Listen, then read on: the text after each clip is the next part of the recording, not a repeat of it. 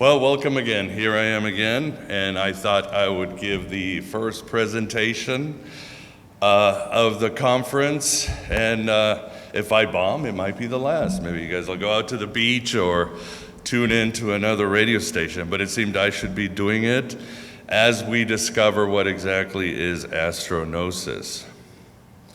And that's the case I'm going to make. So first I'd like to start with a quote. Whoops, sensitive are you? And this is a quote by Chris Knowles.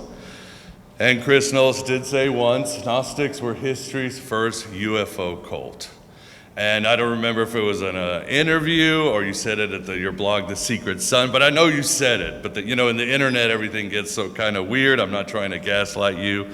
And I think this is an important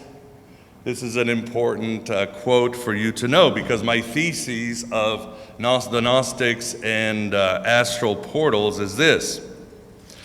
Like all ancients and many mystics today, the stars were very important. We use the stars for many of our ventures, and so they did in the past.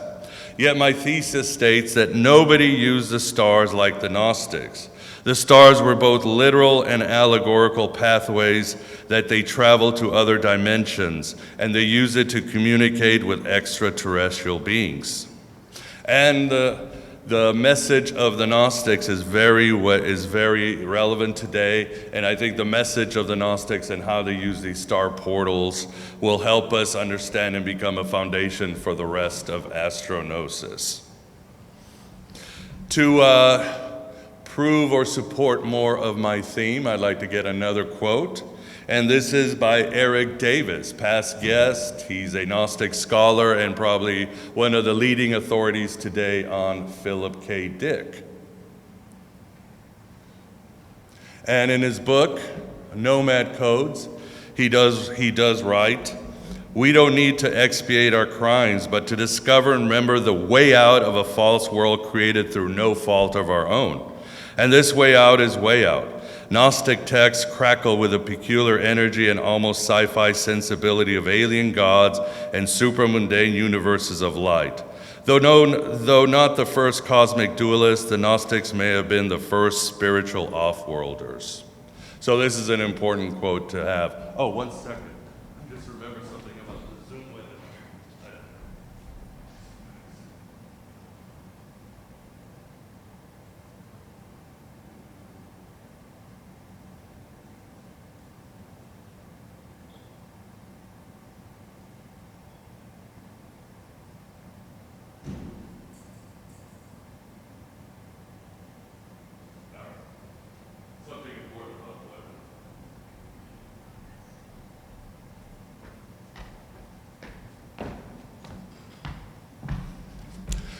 All right, sorry about that. For those of you who are wondering, we're having problems with the Zoom webinar starting.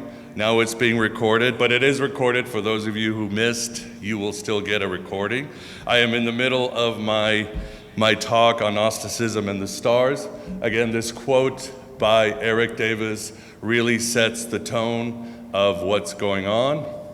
And keep in mind that term, the way out, and also the term like alien gods. We're going to come back to this.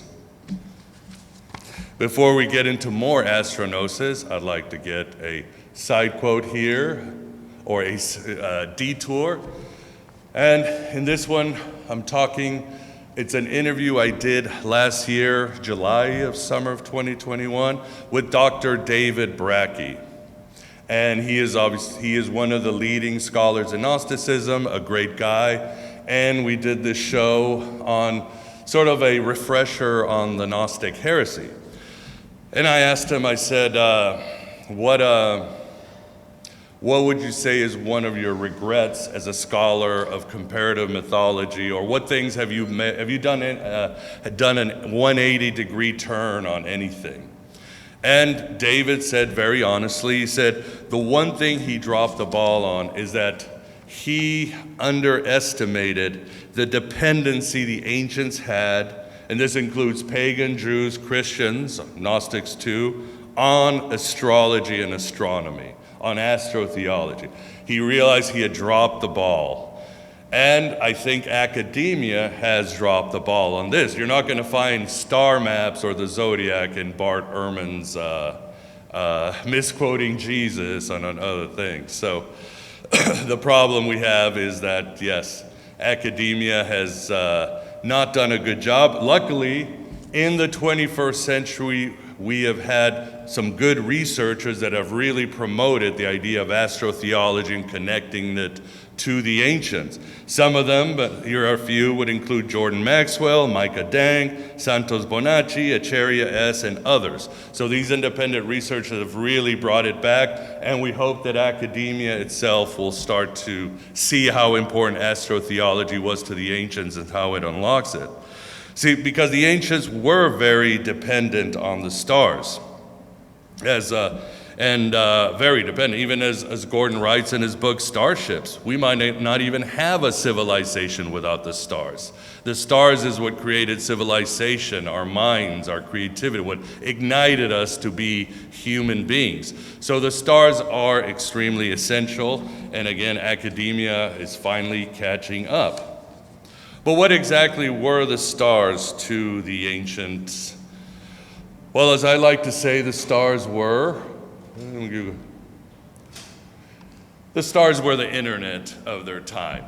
This is not perfect, but I think it works. The stars were a storage facility, a mnemonic device, an almanac, a GPS, something they could keep up with their own influencers, ancestors, gods, and spirits. The stars were educational/inspirational, and so much more.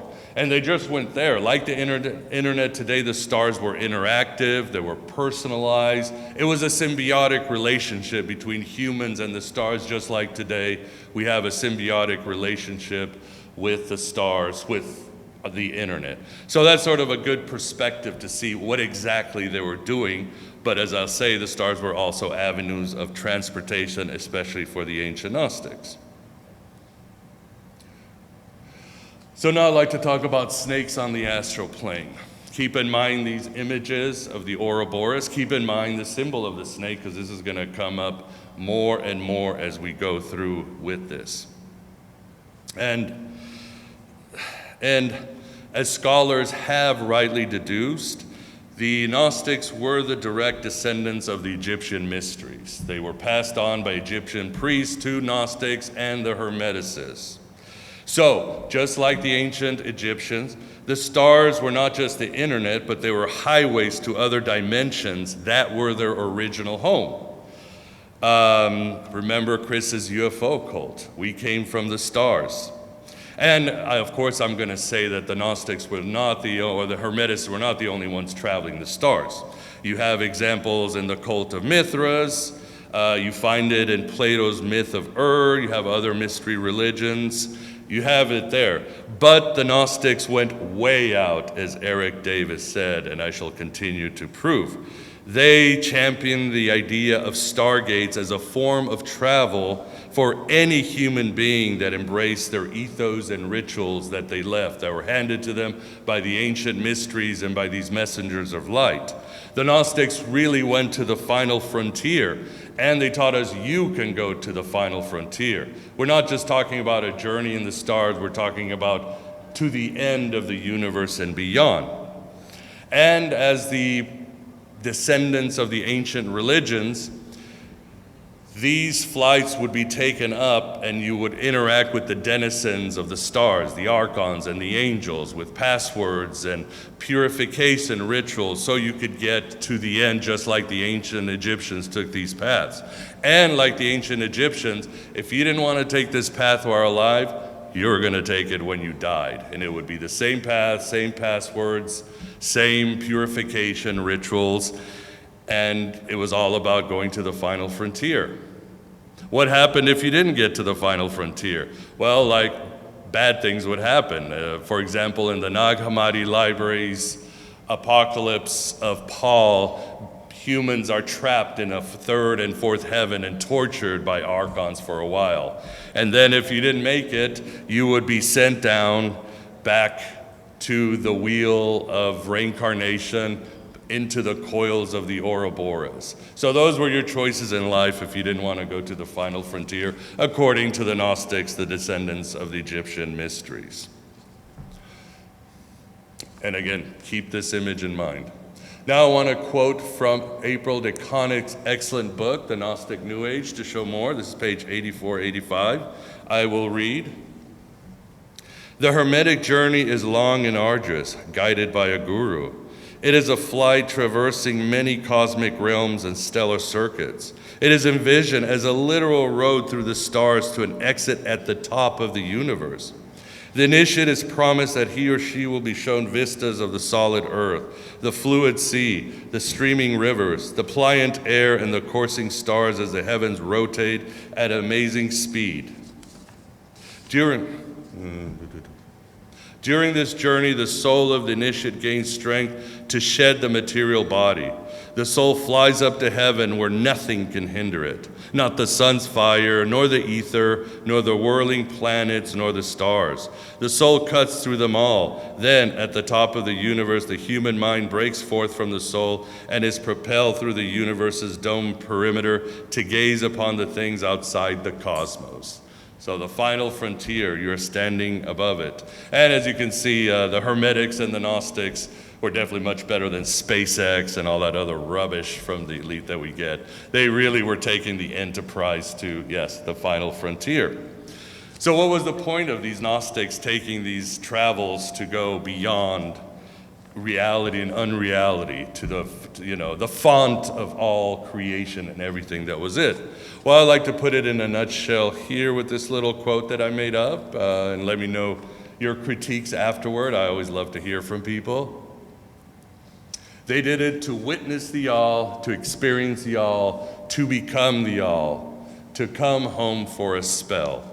So that's why they do it. Think of the Hermeticist Hierophant standing at the top of the universe and knowing he will have to come back for various reasons. But that's why they did it, and I contend this is a feature and a part of Gnosis. With that all, let's get to some examples. I can talk all day, but I haven't given you the proof. Well, April gave you the proof with the Hermetics, but let's give you some more proof. Examples of Gnostic sects and stargates. First, we will talk about the Nassenes, or the serpent worshipers. They were a 2nd century Gnostic sect from Alexandria, Egypt, and they are recorded by Hippolytus in his refutation of all heresies. I don't know if you've ever read Hippolytus, but it is a massive book. I mean, this dude, he records like Druids in Celtic countries and Hindu Brahmins. I mean, he is detailed. Anything that's not mainstream Christianity, he goes into painful detail of all who they are. And the Nassenes is one of his enemies, which he writes a lot about. So let's look at the features of this cult, the Nassenes. Along with the Sethians and Marcelina, the Carpocratian, they were one of the few Gnostic groups who actually referred to themselves as quote-unquote Gnostic. And according to Hippolytus, is because they alone had experienced the depths of the knowledge. The name is inspired by the Hebrew word for snake, nakash or nashash, and I'll explain later also why the snake is so important to the Nassenes. In their cosmology, it's similar to the Hermetic cosmology. You have the Son of Man or the primal man who is seduced and falls into matter, and part of him breaks up and becomes us. And he is seduced by this solar god named Esaldeus and his merry band of archons. And here we are trying to reconnect with the rest of the primal men. They are founded by a Miriam, who, according to Hippolytus, was she was a co-worker of James the Just. Now, what's interesting, and I'm putting on here my Dan Brown tinfoil hat, but for example, the Mandeans claim that they were founded by a Mary in the 1st century. So I'm always wondering, well, you've got another Mary who founded the Essenes. You've got a Mary founding the Mandeans in the first century. Could this be Mary Magdalene? Could she be this creative force creating all these sects of these ancient mysteries to keep secret? Well, I'm speculating because let's face it, in the first century, every other woman was named Mary. It was a very popular name, but I still like to speculate on these things. But again, it's interesting that these sects were founded by women. In the first century, a woman having the rights and that kind of power, unheard of. But with the Gnostics, if you got the gnosis, that's all that matters. So, these are some of the features of the Essenes, and I'd like to get back to the serpent. So, Ephye Atum. Who is Atum? Well, the story of Atum is found in the Egyptian, in the coffin text. There is a myth, and some have said that it is the oldest Egyptian creation myth. And Atum is this primordial serpent who sleeps in the waters of creation and then stirs and wakes up and starts to know himself and creates the 9 gods and creates the universe. In fact, there is one myth where Atum, he turns around and he doesn't see the 9 gods, the Ennead. He doesn't see, Isis and Osiris, and he starts crying. And humans are created from his tears. So we humans are the angry tears and sad tears of this primordial serpent. But that's why the Essenes call themselves the serpent worshippers, because in their myth, the primal man emanates from this sleeping Ouroboros serpent in creation. So to many Gnostics, the serpent was very important, holy, just like to the ancient Egyptians. Again, there's a connection. Not all Gnostics thought this. The group behind the Pistis Sophia saw the Ouroboros as an evil being that was trapping our souls in the universe. The Cainites also saw the serpent as evil. But most of the Alexandrian Gnostics and so forth, the serpent was the ultimate reality, the alien god of the Gnostics at the final frontier where everything ends and begins. So that's why I wanted to throw in the whole Ephye Atum. And keep this symbol because we're going to keep hitting it a lot. So what is the Essene ritual? Well, Hippolytus gives us a lot of detail, and it's interesting because Hippolytus does tell us that it is a dead ringer for the Eleusinian mysteries. And I've given more detail in the Finding Hermes group, but we're going to have to summarize here because we have other groups. But what happens is there is a reenactment where the Hierophant becomes Hermes, and he takes the rest of the initiates on a journey with the Caduceus down into Hades, into hell. That's a motif of the mystery religions. You go down to meet the demons and exorcise your demons. So the Essenes obviously associated Hermes with Jesus. They often associated Jesus with Attis. Why? Because they had this, they believed, they were kind of weird. The Essenes thought heterosexual sex was evil. Now, this got a lot of polemics from the church fathers, but they never said they did sex at all. But they were pretty much that they wanted to be like Attis, asexual, so they could rejoin the Son of Man. So, in the ritual, Hermes awakens the souls and takes them down through the jagged pathway out of the caverns. The ultimate goal is to become the bridegroom of the Son of Man or primal man. They identified the caduceus as the shepherd's rod of iron in Psalm 2:9. Those Gnostics were pretty syncretic. You ain't seen nothing yet. So, after you were taken into Hades, the Hierophant in this reenactment of the myth would take you up to a sky trek along the cosmic pole, the Milky Way of stars that flows through the heavens. The river leads from chaos to the Son of Man and the primal man. And of course, the primal man is the Adam Kadmon, the Purusha of the Hindus, the ultimate form. The initiates pass through the gate of heaven leading out of the cosmos, and then they would go ascend out of the gateway for souls ascending out of the underworld is likely the nocturnal house of Taurus, the ascent stargate that Venus rules. And these stellar walkthroughs led through the Venus Stargate. And again, like the Hermetists, you would stand on top of the universe to experience the all, to be the all, for that one spell where you know you are home.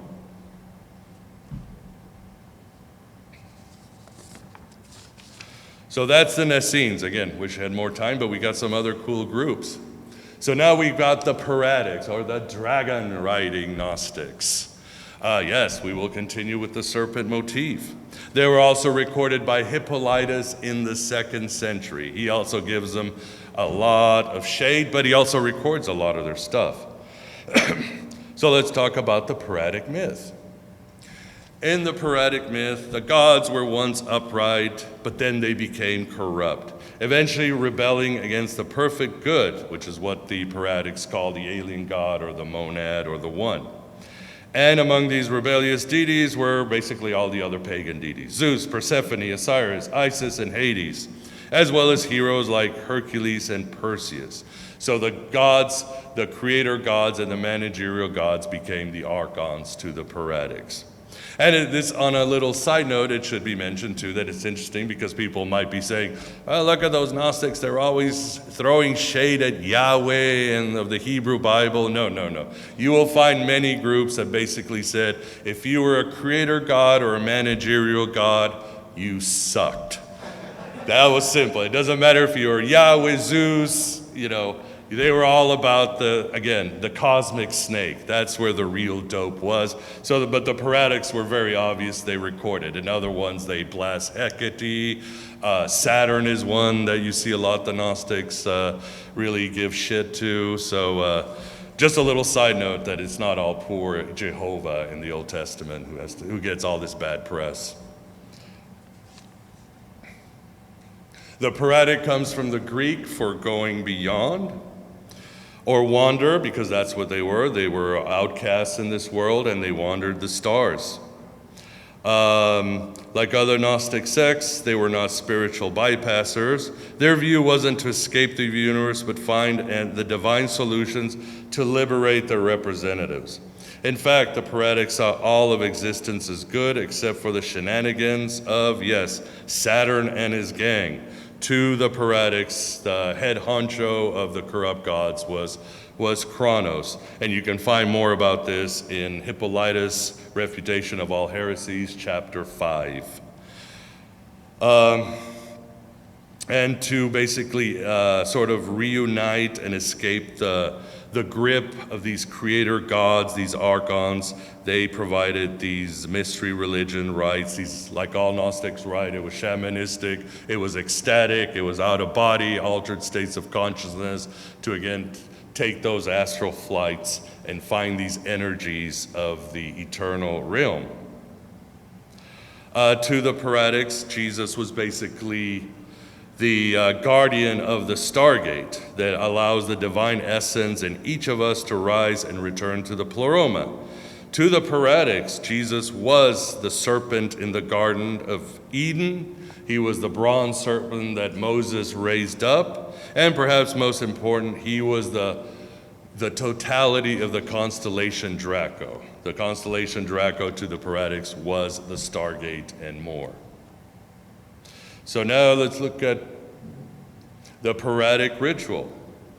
The process began with a precise journey through hell and then a dangerous and terrifying sky trek through the heavens. The final ceremony the Paradics call the Mystery of Eden. During this ceremony, the spirits of the initiates were drawn into the transcendent Father's world along a star river that flowed through the mouth of Draco.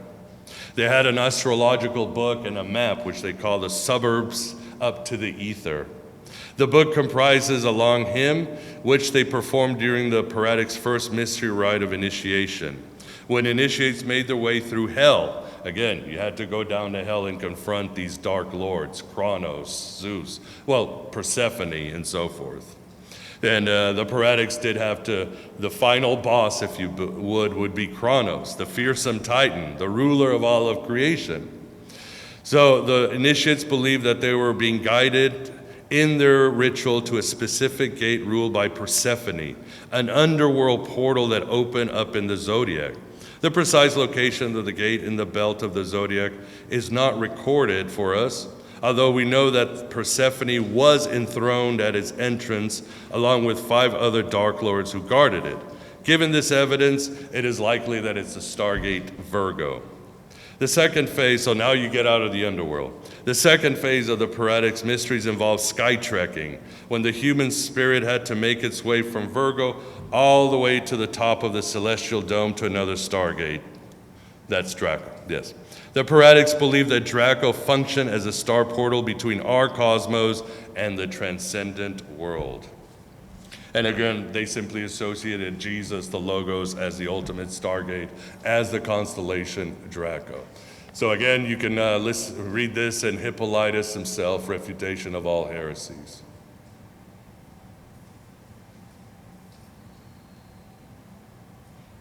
Hello, hello. Okay, there you go. Okay, again, repeating, Draco function as a star portal between our cosmos and the transcendent world. One feature I thought was interesting is that the Paradics did tattoo themselves with a dragon or serpent because they believe that, like the mark of Cain, according to the Bible, protected them from homicide. So if you meet somebody with a dragon tattoo, I don't know if it's the Swedish girl or it might be a modern day Paradic. So beware, or get yourself a tattoo. You might be protected from something. So that's a Paradics for you. Now we go to our third group, and that is, yes, more serpent Gnostics, the Ophines or Ophites.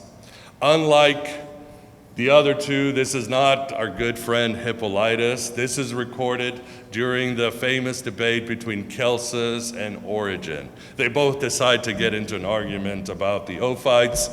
Oddly enough, they both don't like them. But this is where we get the Ophites, and the name is come from a serpent, but it's not Hebrew, it's actually from Greek. So we have the third serpentine Gnostic sect. Very much, their mythology is very much like the Essenes. Excuse me, the Essenes and the Paradics. They also saw the serpent, obviously, as holy. They saw the serpent in the garden as the bringer of wisdom who woke up Eve, and this was something that is shared by many Gnostic groups, but the Ophites are certainly one of them. So let's read again from April Deconic's book, The Gnostic New Age. I'll read with you. Celsus records that this group of Christians used a particular diagram, a map of the spheres, to assist them in their soul journeys. Each planetary sphere was controlled by an archon, a dark lord of the skies, whose territory, name, and shape were marked on the map. The initiatory ceremonies took the inductees up into the realms of the Dark Lords, where they overcame the rulers one by one. Each time they returned, the initiates were granted the form of whatever Dark Lord they had overcome. They became lions, bulls, serpents, eagles, bears, or dogs. This change of appearance may have been staged with masks or costumes. Ladies and gentlemen, history's first furries. There you go, you have it. Thank the Gnostics. But let's continue with April's book. Celsus sees them as quite similar to the mysteries of Mithras. Mithra's worshippers progressively faced the rulers of the planets and came back sporting special statuses as ravens of Mercury, brides of Venus, soldiers of Mars, lions of Jupiter, Persians of the moon, and sun runners of the sun, or fathers of Saturn. So these are the Ophites recorded. And it's interesting because both Celsus and Origen have this star map. They have it in their hands, and they can say, this is how the Ophites, they did their ritual, and this is the star portals they go up. And guess what? Both have lost it. So we have lost these star maps from Celsus. We've lost any of the star maps from the Paradics too. So it's a pity, but history is written by the victors, and we've seen the victors don't want us to look at the stars. I wonder why. Another interesting note about the Ophites is they were definitely healers. They were known to be very able at pharmakia, creating healing potions, healing with their hands. So they were very good people who believed in helping others and charity and all that. I think according to Celsus, their Stargate was Capricorn. It was ruled by the planet Saturn, and the Ophites would take their astral flights and go through all the archons until they had to face Saturn himself so they could get to the final frontier, the alien god, the cosmic serpent. I thought also I would mention the Ophine or Ophite amulet. And you can find this at the University of Michigan, Ann Arbor. It's an amulet from the 2nd century, maybe earlier. And in this one, we have a depiction of a lion-headed man. On the back, the inscription in Greek says, Yaldabaoth and Ariel, lion gods. So this, of course, these were worn so to protect yourself from the powers of fate or the astral lords. And it's interesting, notice how the Ophites would never give Yaldabaoth a dragon or serpent body. No, serpent's holy. He was gonna have a man body, dude.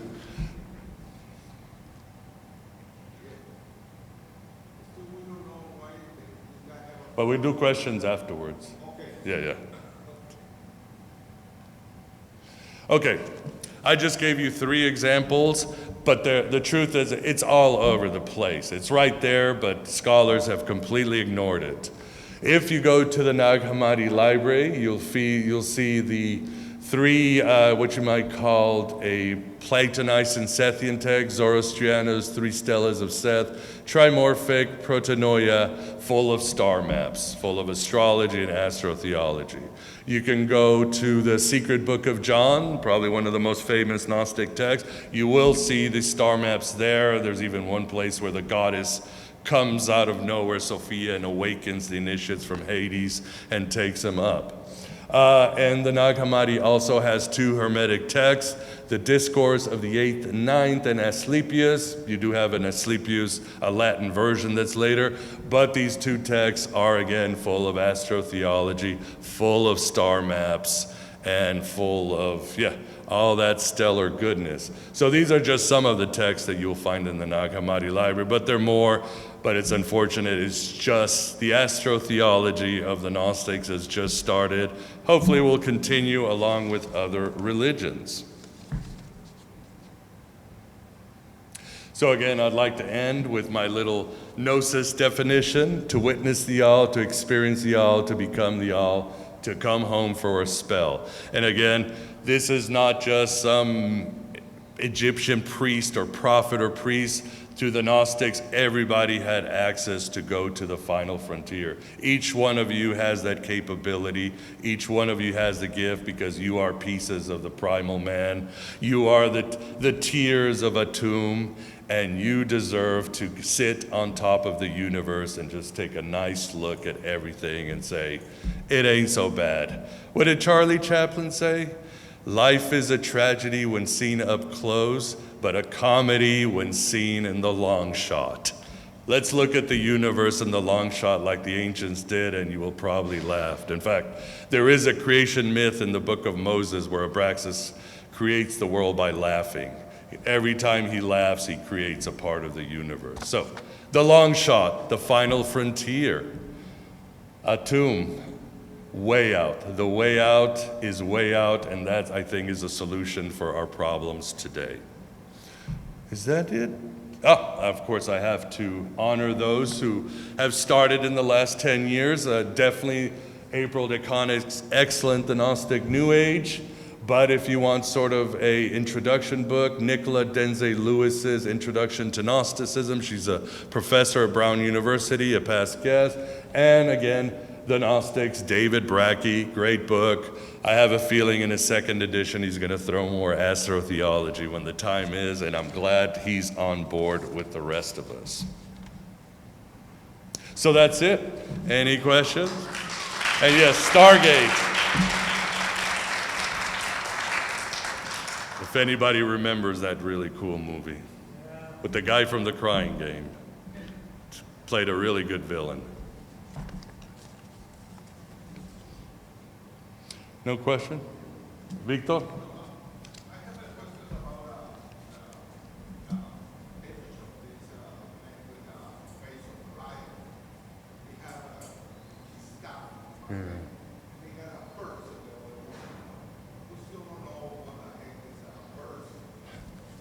Yeah, it's probably an inversion of a shepherd or a medicine man. I think that would be. Huh? Yeah, he was asking, yeah, in the Ophi gem, why does he have a purse and a staff? And I'm assuming it's an inverted shepherd. Or not even inverted. I mean, again, these gods are the gods of justice, of rules, of boundaries. So the Paradics and the Essenes, they weren't like the Sethians who saw them as complete demented demons. They were just, it's just the universe. It's just, the universe needs order and needs civilization. Yes, Chris? Yeah, yeah. I think so. Let's see. So he's got the lion head and the shepherd's crook, right? Yeah, that could possibly be a combination of Leo and Bowodes. So Chris saying Leo and who? Bowodes. Which is, what's that? It's actually, Bowodes is the constellation above Virgo. Okay, okay. Sometimes it's associated with Christ. And the shepherd also has a sickle. Oh, okay. Well, there you go. He probably is.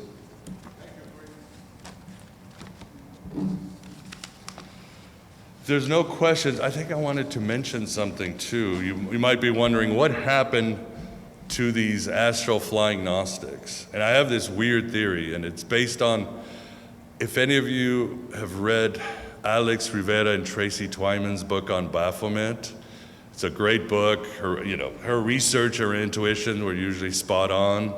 And she has a darker view of the Gnostics. She thinks that they became this sort of death cult that later influenced the Knights Templars and all these other secret societies. And it was some not just bring heaven down on earth, but reunite Samuel and Lilith, bring about the destruction of the universe. And I think she has some good point. In fact, I mentioned the Cainites. The Cainites believed that there was they thought the universe was a womb and it was always creating matter. And the Cainites had this magic spell to destroy this womb because they really hated the world. They were definitely the caricature Gnostic group, not the fun-loving snake worshippers. So I think she's right because, as I mentioned, Zoroastrian, if you look, the later the Gnostic texts get, 4th or 5th century, the darker they get. In other words, I mentioned the Essenes wanting transformational powers and healing people and communing with when you read stuff like Zoroastrianos, that's changing. They're actually commanding angels and saying, you are going to come down to earth and be my slave. They're actually being arrogant and saying, I want the power of this Aeon or this Archon. So it's almost like the Gnostics became so disillusioned and persecuted that they started going into some sort of darker magic. And I think you see that in the later texts, and you see that with the book of the work of Tracy Twyman and Alex Rivera. So, and then they might have just gone underground. They became these dark secret societies. So, moral of the story is don't lose sight of the stars, and no matter how bad things get, don't take those shortcuts. So. Because then things are going to get worse and you're going to lose your way. But I thought I'd insert that too. It's an interesting thing when people wonder, what happened to the Gnostics? Where was this magic? Well, we kind of record it if you follow the work of Tracy Twyman, and it's not good news. They lost their way, according to this theory. That's great. I just wanted to say, I want to give myself credit. Let me give you, wait a minute. Yeah, I just wanted to say that I was the person who turned Tracy Twyman onto the whole Gnostic connection, because she had those texts from the German castle, the Knights Templar text. Right. Yeah. And I told her, I said, wow, that looks a lot like, I think I said the Ophites. Yeah, there were like certain amulets and texts that the Ophites had created. I said, that looks, and I told her she should check that out. That was before she had written Baphomet. Oh, Boy, that sounds like totally narcissistic. I'm sorry, but I just want to take credit for that. yeah. It's less of a jump in terms of time, but when you look at the corner of the world where we start to lose sight of the Gnostics from an historical, textual perspective, it's really only 150 to 200 years before you start to get the early versions of witchcraft, which is night flights and worship of a snake. So when you say they go dark, when you look at the area where we got the bogomils and so on, is the first sort of what looks like witchcraft to us starts to appear within, a few generations, in the sense that it's 150 to 200 years before it starts to show up. So there's a kind of, again, very tantalizing, evidence-free possibility that it didn't, shall we call it the Twyman hypothesis, didn't just end up in the Templars, but this idea of night flights and snake worship and so on may have mutated into early versions of witchcraft, because the ceremonies look quite similar if you kind of squint at them. Yeah. Awesome, yeah. There's a gap, we're speculating, but again, when Tracy usually had a premonition, she was usually right. In her book, Baphomet, it's this big, and she gives a lot of good scholarship. So perhaps the tragedy, perhaps the mutation of what happened to these Gnostic astral voyagers, and a lesson for all of us to know. So if nobody has a question, I shall go on an astral flight myself. Actually, I'll go down to the material world. I'm going to emanate down into the material world. Thank you, and I hope you enjoyed it.